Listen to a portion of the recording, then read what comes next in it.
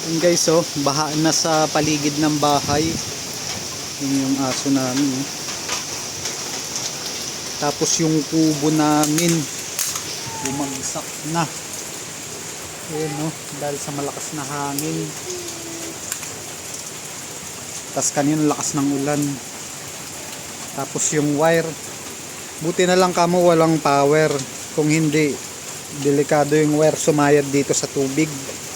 Yung naputol na wire galing po dun sa kubo, nahila po yung wire, then hindi kinaya naputol. Pati yung kable ng internet namin, ayan, putol. Ayan, oh, grabe talaga tong bagyong to.